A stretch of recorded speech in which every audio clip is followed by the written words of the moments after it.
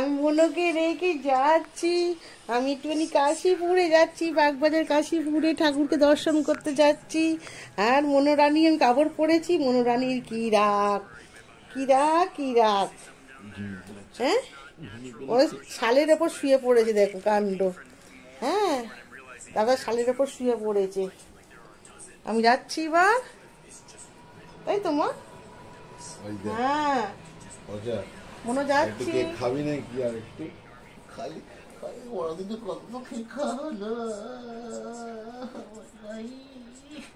যাচ্ছি মনে, যাচ্ছি আমি দুধু মনো।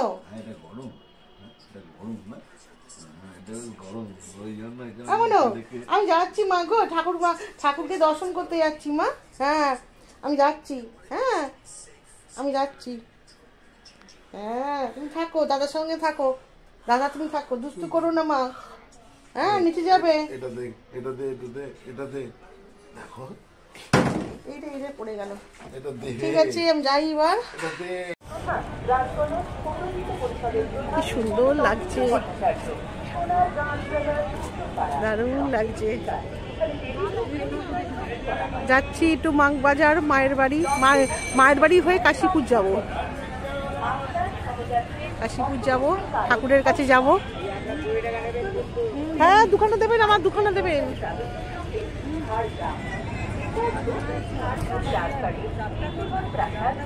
দিদি আর আমি যাচ্ছি কাশীপুরে।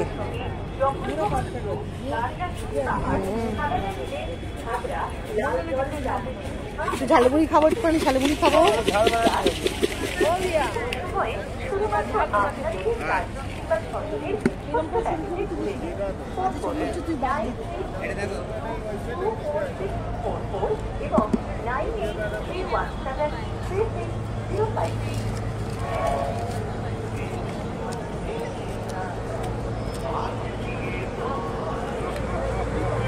লঞ্চে করে ফিস্টি করতে বেশি ভালো লাগে।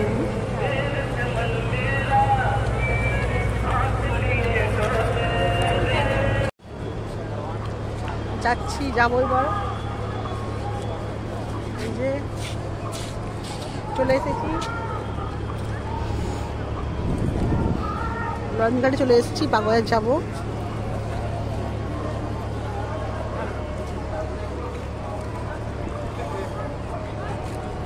দিদি আর আমি যাচ্ছি।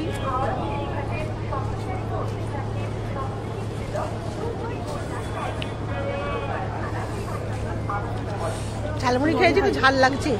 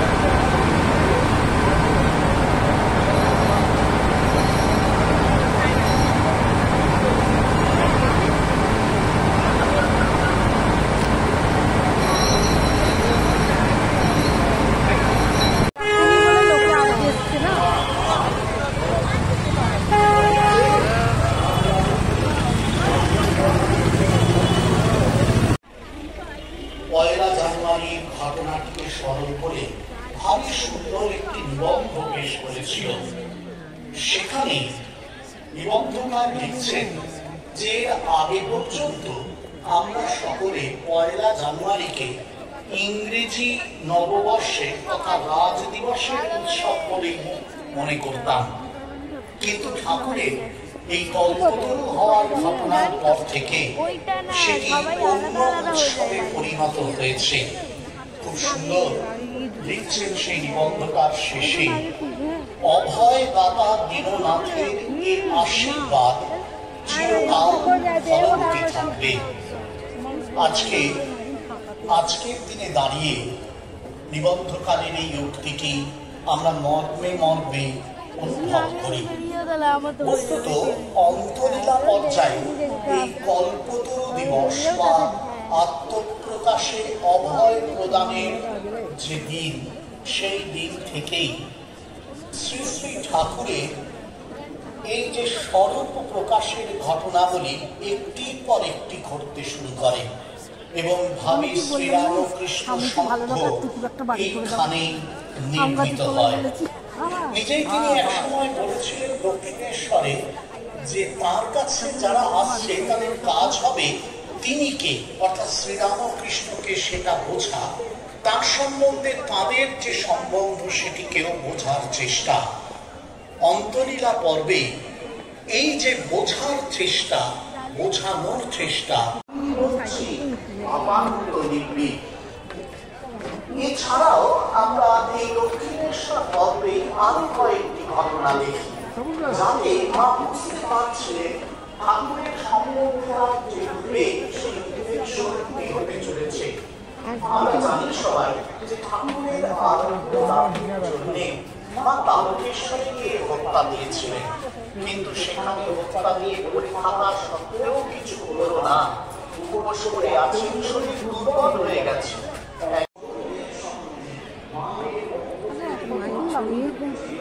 এসে গেছি মায়ের কাছে।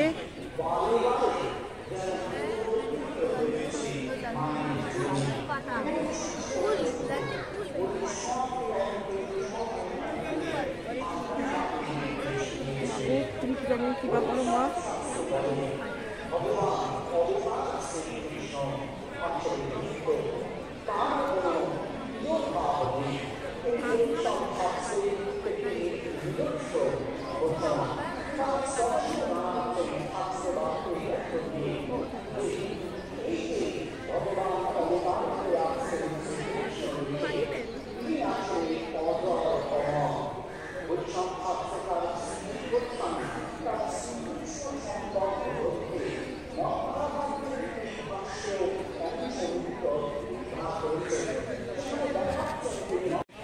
প্রভু তোমার অশেষ কৃপা প্রভু। চলে যাচ্ছিস?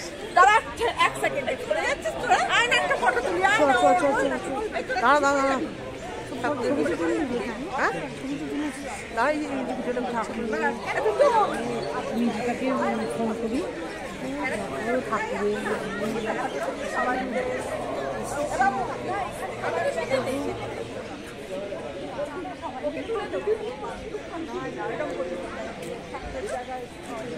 ঠাকুর তোমার অশেষ কৃপা।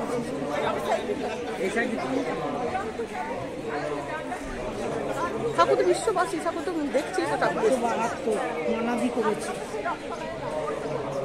এসব বিশ্ব ব্রহ্মাণ্ড তো ঠাকুরের হাতে, উনি তো সব জগৎ সৃষ্টি করেছেন।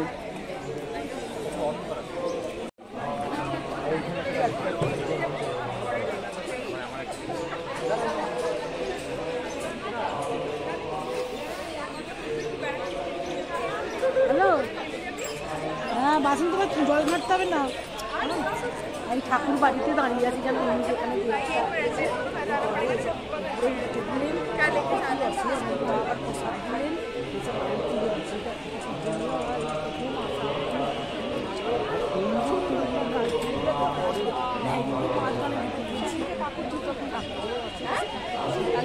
সব জায়গা আশেপাশে সত্যি ভাগ্যের ব্যাপার। উনি যেখানে সেই ঘরে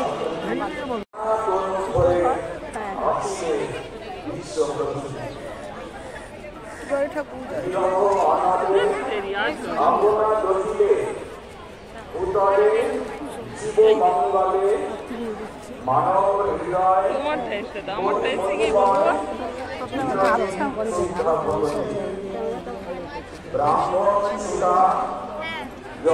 অনেকে দেখে ভাবতেন যে একটি গ্রাম্য বালিকা তিনি যেন এমন ভাবে রয়েছে যে সংসারে যে আসক্ত চিত্তে যেন অবস্থান করছে, কারো কারো সন্দেহ হয়েছে। মা বলেছে, নিজের মুখে বলেছেন, চলো দর্শন হলো আমাদের কত ভিড় দেখ, লাইন দেখ বাবা। দর্শন করে চলে যাচ্ছি।